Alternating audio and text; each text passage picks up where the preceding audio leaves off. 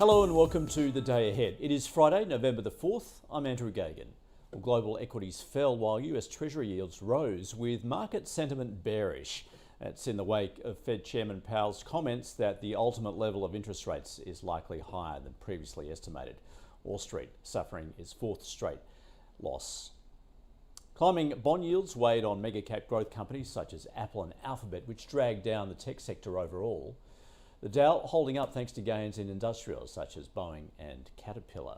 In the tech space, Qualcomm fell heavily and shares of Roku were down again after having fallen more than 20% in extended trading on Wednesday after the streaming platform forecast holiday quarter revenue below forecasts as advertising spending is being slashed.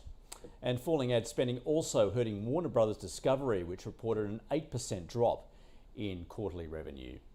Moderna has cut its 22 COVID vaccine sales forecast, citing regulatory and production delays, while it's expecting next year's sales to be between $4.5 and $5.5 billion, compared with analyst estimates of $9.5 billion. That sent its shares down by as much as 9% before recovering. Etsy shares jumped after beating revenue estimates, and oil producer ConocoPhillips almost doubled its profit in the third quarter, beating estimates there. And Marriott, which includes the Sheraton and Westin hotels, raised its annual profit forecast as the rebound in leisure and business travel continues. Starbucks topped estimates for quarterly comparable sales, with declines in China not as bad as feared. And shares in DoorDash, the largest US food delivery firm, surged 15%, in fact up to 20% in extended trading, with orders surging to a record high in the third quarter. Well, the Bank of England has raised interest rates by 75 basis points, the largest hike since 1989. That pushed the bank rate to 3%, while the BOE has warned that the British economy may not grow for another 2 years if rates were to go up to 5.2%, as markets have bet. Governor Andrew Bailey saying, "We can't make promises about future interest rates, but based on where we stand today, we think the bank rate will have to go up by less than currently priced in financial markets." The BOE now expects inflation will hit a 40-year high of around 11% during the current quarter, and says the economy is already in recession and that it could continue to contract in 2023 and 24.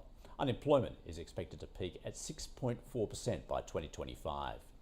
In the US, new claims for unemployment benefits unexpectedly fell last week to a seasonally adjusted 217,000. Meanwhile, a statement from the White House says it does not see the US economy entering a recession. It sees it heading to steady growth. US Treasury yields reached higher, the 10-year rising to near 4.15% and the 2-year up 14 points to near 4.7%. The British pound extended earlier heavy losses and was down almost 2% in response to the Bank of England's policy announcement, and the US dollar strengthened, the Aussie dollar slipping from highs near 63.7, currently at 62.9. Well, the local share market is set for a modest fall at the opening, with ASX futures currently down around 0.33%.